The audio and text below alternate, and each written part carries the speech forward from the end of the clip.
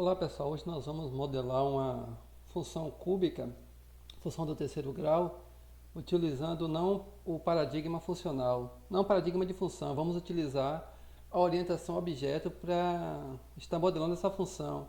E dentro do processo aí eu vou estar mostrando algumas vantagens de você estar fazendo dessa forma, e é uma forma de também estarmos aprendendo um pouco de orientação objeto, principalmente voltado a essa parte de programação científica.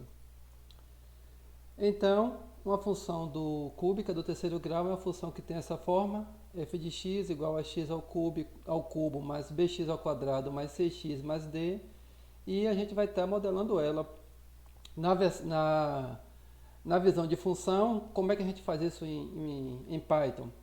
A gente define o valor de x como variável, o valor de a como variável, o valor de b como variável, o valor de c como variável e o valor de d como variável.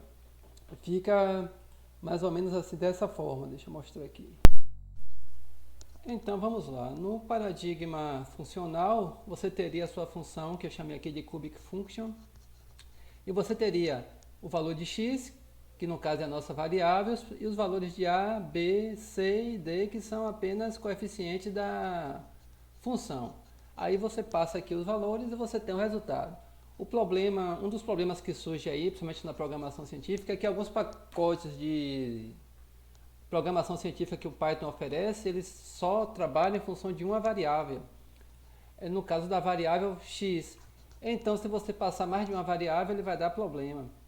Nesse caso, aí você já acaba tendo esse problema, trabalhar com o paradigma de função e não orientado a objeto. A mesma coisa acontece aqui. Você pode pensar então assim, não, posso fazer da seguinte forma então. Eu vou dizer que eu vou definir meus parâmetros, meus coeficientes como no escopo global, que a função vai ter acesso, e aqui eu tenho só de uma variável.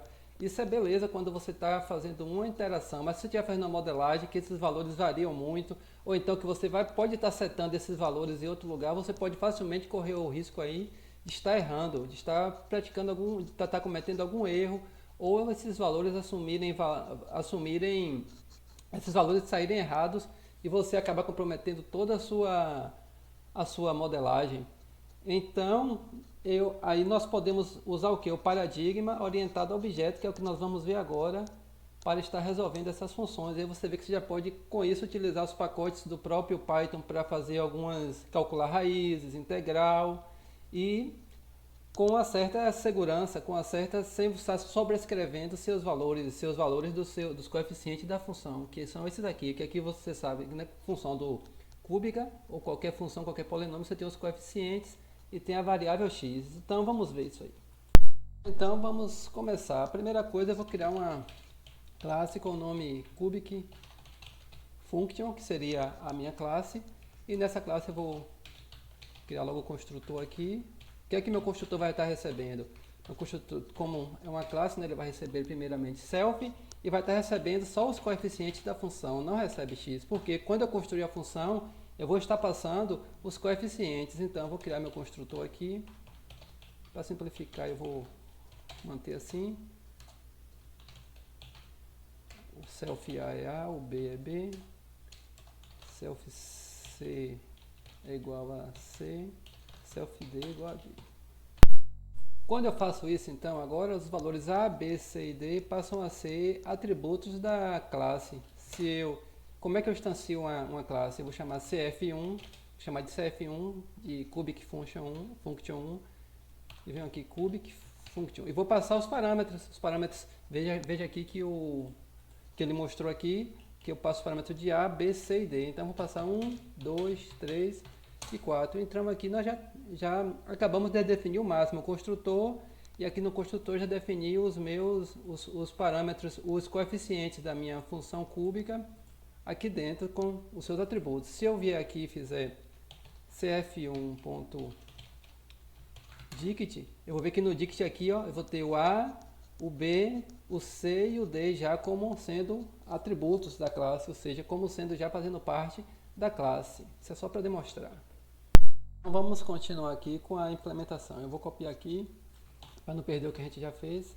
E aí eu vou criar aqui um próximo método. O próximo método que eu vou criar é o método que definitivamente calcula o valor da função no ponto x. Então, eu poderia chamar isso aqui de value e de calcula, mas eu posso usar um método especial do Python, o cal, que transforma isso daqui para se comportar call. Ele faz a sua classe se comportar como uma função, ou seja, você pode chamar essa classe sem precisar estar passando o nome da função. Deixa eu mostrar aqui que é melhor. Vamos supor, eu vou criar aqui uma função getResult.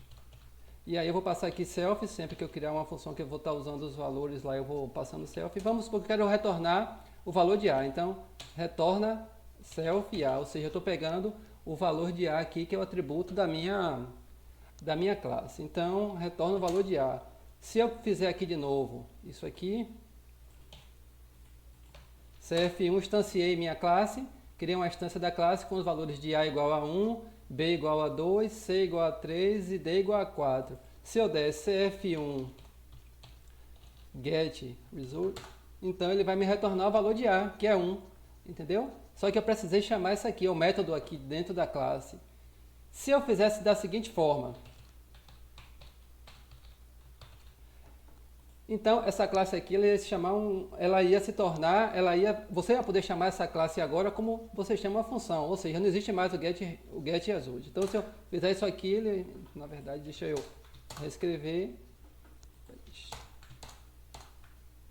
Pronto. Ele vai dar um erro de atributo porque ele não tem mais o getResult. E eu não vou precisar chamar isso daqui, que esse é um dunder method do Python, é conhecido também como método mágico, né?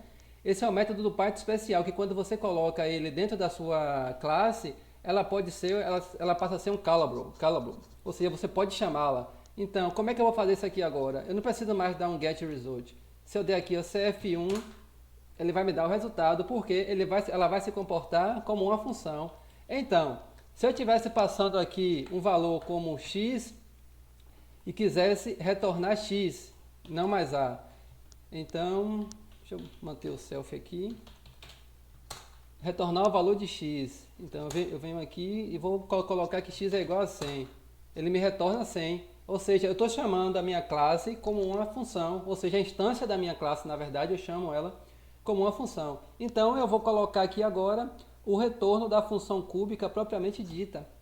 Ela vai retornar aqui dentro. Então aqui seria ax ao cubo mais bx ao quadrado mais 6x mais d.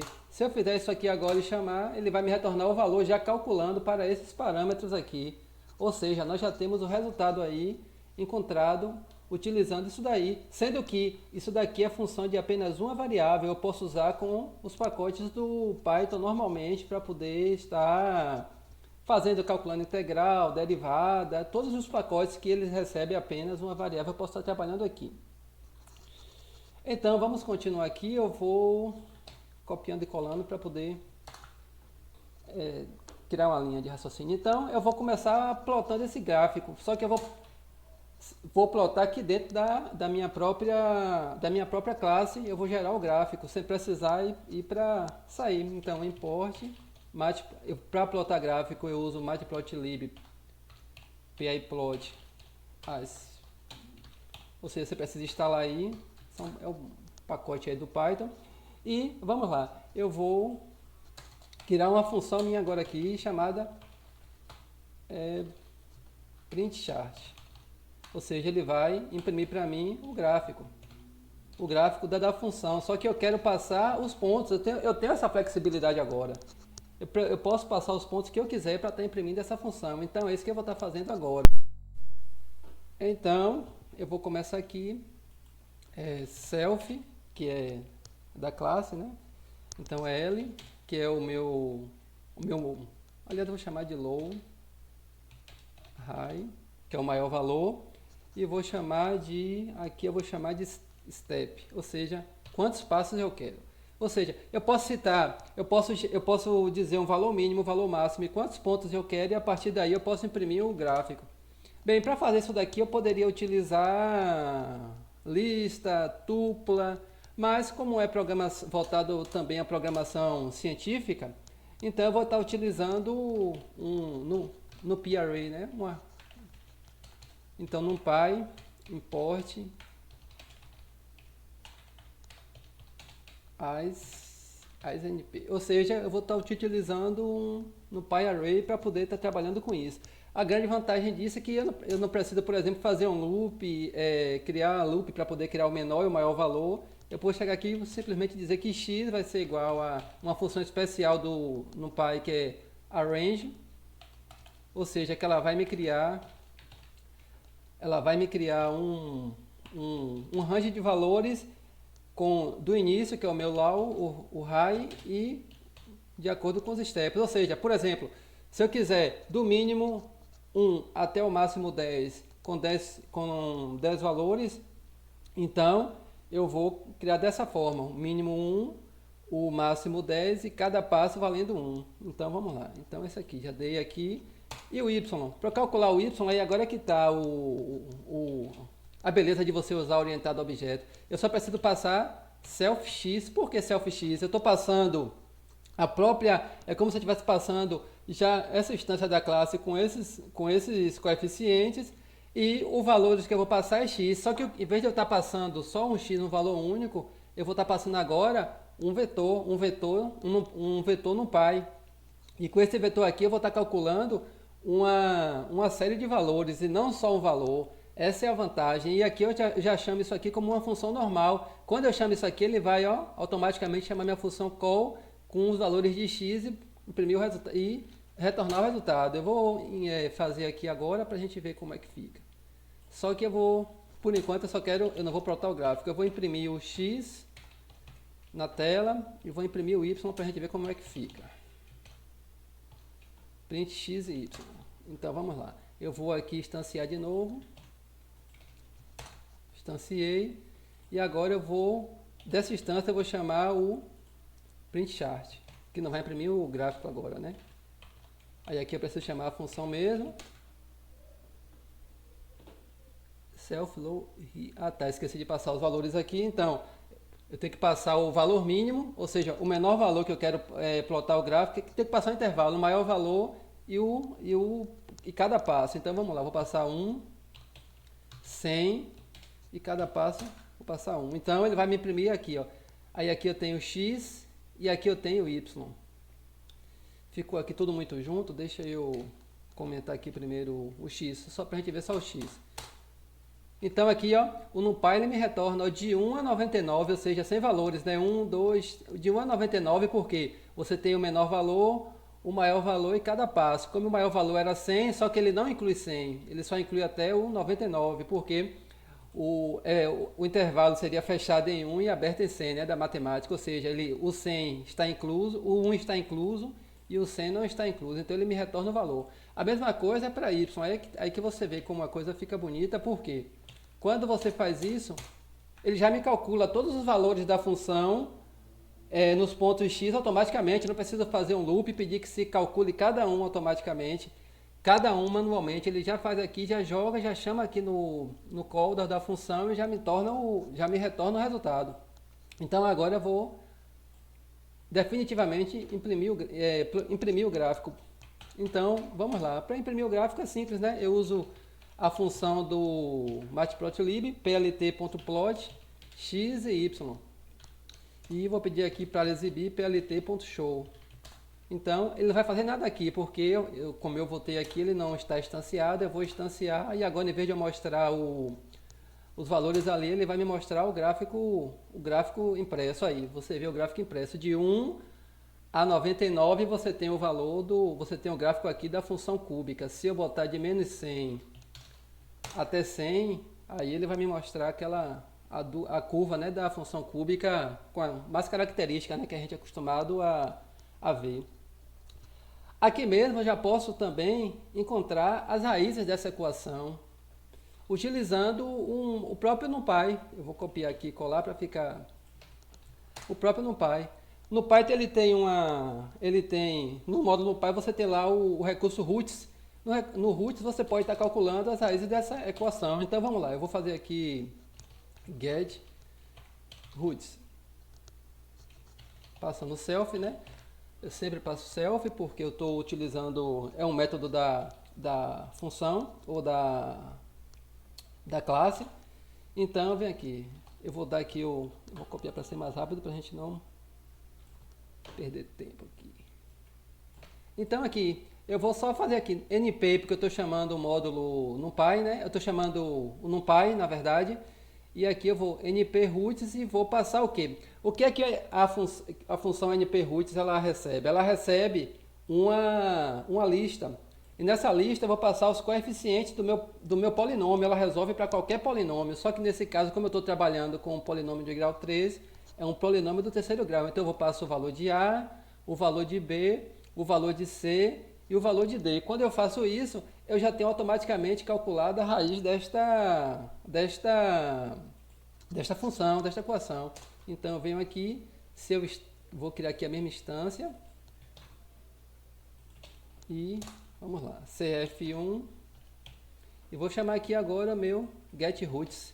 E daqui automaticamente eu já tenho minha raiz, eu já botei minhas raízes. Você vê que ele encontra essa raiz aqui real, essa aqui imaginária e outra imaginária. Você vê que o NumPy já te devolve tudo, já te entrega as raízes, se é real, se é imaginário. Ou seja, você consegue mesclar a sua modelagem matemática com o que já está feito, né? Não precisa estar reinventando a roda. Se tem feito, a gente já reaproveita e usa. A mesma coisa, se eu quisesse agora fazer uma integração, eu quero fazer a integração, mas fora da classe. Eu quero fazer essa integração aqui fora.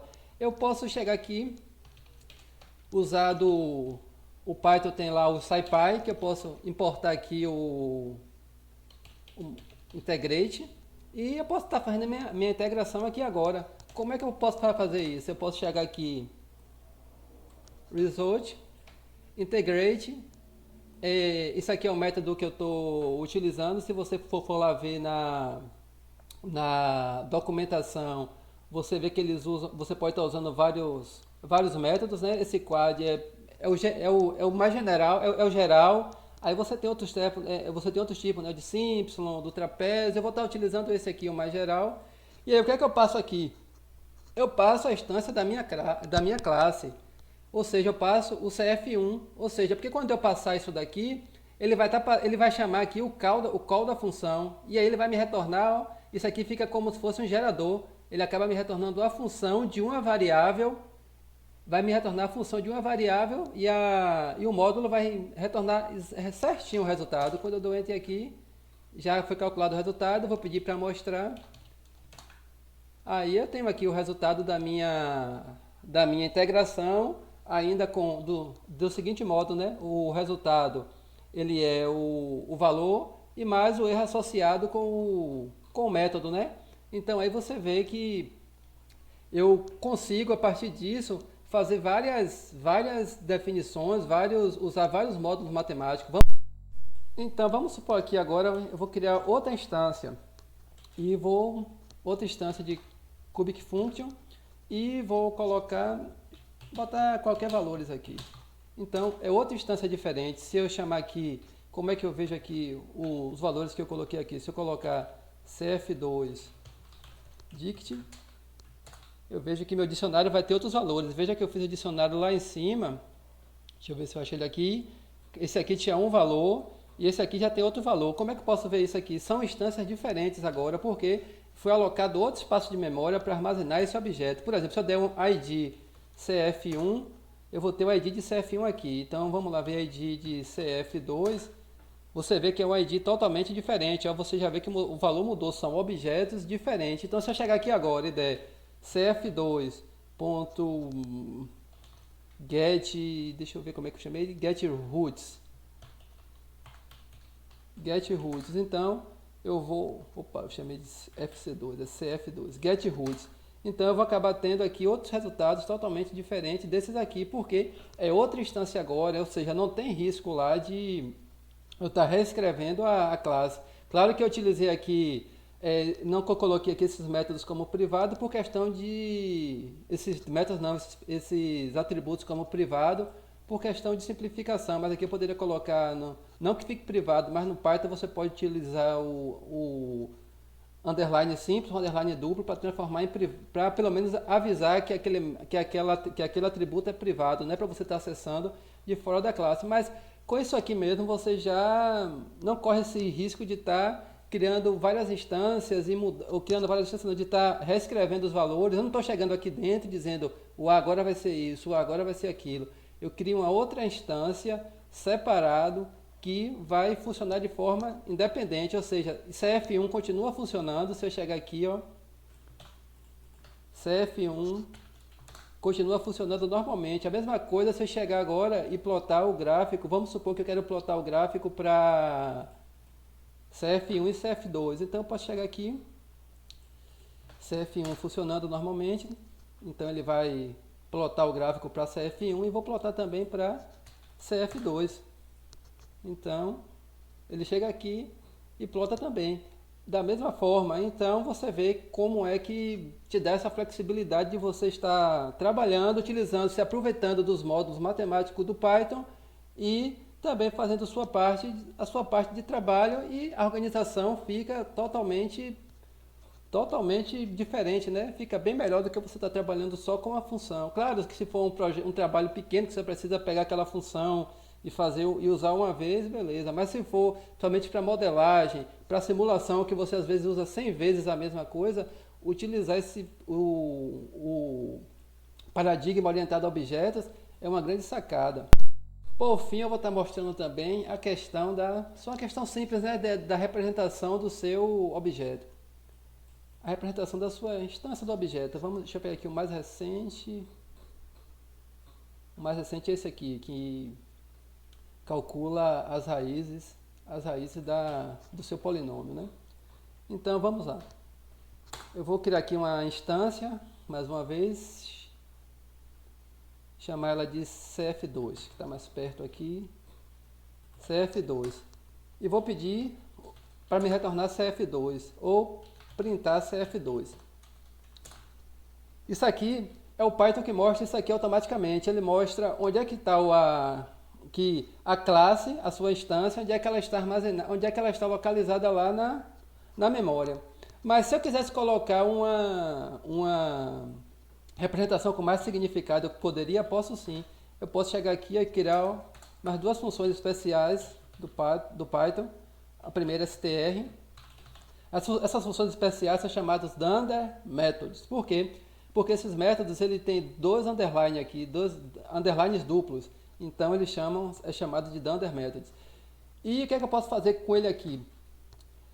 Eu posso dar uma representação mais amigável da minha função. Em vez de eu receber aqui o endereço de memória, eu posso receber, por exemplo, eu posso formatar uma string e retornar os meus valores de A, o valor de A, de B, de C, C e D. A, B, C e D. Self, A, B, C e D. Então vamos lá, pegar aqui o valor de self, A, B, C e D. Vamos supor que a gente está representando dessa forma. Então aqui eu posso dizer que o valor de A é isso, o valor de B é isso, e o valor de C é isso, e o valor de D é isso. Então, como é que eu tenho acesso a isso? Eu já tinha feito aqui, né? Se eu der CF2 aqui, ele vai continuar me mostrando aquilo ainda, porque ele só vai chamar a função str se eu der o print aqui, o print CF2. Deixa eu ver. Peraí, deixa eu só dar uma. Às vezes ele... Ah, tá, eu não instanciei o CF2 aqui ainda, deixa eu instanciar ele aqui, porque ele está pegando o anterior. Trabalhar com o Jupyter Notebook tem que estar prestando atenção nessas coisas, mas ele é bem didático para ensinar. Então vamos lá. Se eu ver aqui o CF2, ele vai continuar mostrando isso aqui. Então se eu der aqui print CF2, ele agora já mostra, ó, ele já mostra essa representação que a gente fez aqui. O que foi que eu usei aqui? Eu usei isso aqui para interpolar os valores. Isso aqui eu coloco F, é um F-string, e eu coloco A, vai assumir o valor self A, ele vai só interpolar as strings, B, self B, C, self C e D, self D, ou seja, o valor de A, B, C e D, que são o quê? Que são os coeficientes do meu polinômio. Então, com str eu já resolvo isso. Eu poderia chamar também aqui, deixa eu ver... Eu chamando aqui também, ele me retorna essa mesma coisa na forma de string. Ou seja, é um método especial. Você veja que quando eu chamo isso aqui, ele vai procurar esse underline, o dunder method com str aqui dentro e vai me retornar o valor. E ainda tem outro método aqui que é o repr. O que é que esse método faz? É quase a mesma coisa, só que eu tenho aqui agora um resultado que na convenção se adota que esse método aí ele vai apresentar, esse aqui é o resultado mais amigável para o usuário, esse aqui é para o programador, é o resultado mais técnico. Então, o que é que eu retorno aqui? Eu vou retornar da seguinte forma, f-string, e eu vou, primeiramente, eu vou indicar o tipo, o que é que eu estou trabalhando, é a função, é a classe cubic function, e com esses valores aqui. Como é que eu vou fazer aqui agora? Eu vou dar um str, aí é que tá a beleza de você trabalhar assim, é o str e eu passo self. O que é que eu passo self? Eu passo a minha instância de classe, eu passo aqui e ele vai me retornar, ele vai me retornar o meu valor. Vamos lá ver. Olha lá, ele já mostra aqui, ó, quando eu chamo cf2, ele já me mostra aqui, ó, quando eu chamo print, ele vai mostrar sempre o formato amigável. Se eu chamar strcf2, ele mostra o formato mais para o usuário. E se eu chamar aqui diretamente, ele agora vai me mostrar como eu fiz. O que é que eu fiz aqui? Eu fiz uma interpolação para informar que isso daqui é um objeto da classe cubic functions com os seguintes parâmetros. O que é que eu fiz aqui? Eu reaproveitei, se você for ver, eu estou chamando o str aqui. Ó. Quando eu chamo o str, ele vem automaticamente para aqui, chama essa função e já me retorna os pontos. Ou seja, eu reaproveitei isso aqui para evitar de estar duplicando o código, porque quando eu duplico o código, eu posso estar incorrendo em erros, né? Replicando erros, ou vamos supor que isso aqui já está testado, está tudo certo, por que não reaproveitar esse? Então, reaproveitando esse, eu acesso aqui, eu tenho minha representação da minha função dessa forma, da minha classe dessa forma mais para técnica, né? Então, se eu posso chamar esse método também por isso aqui, ó, repr cf2, ele vai me mostrar essa forma aqui, que já é a forma mais... Você pode colocar os dados que você quiser aí, colocar mais informação, claro que não vai encher muito isso aí, né? Com, por exemplo, muitos dados da classe que deveria estar lá no docstring, né?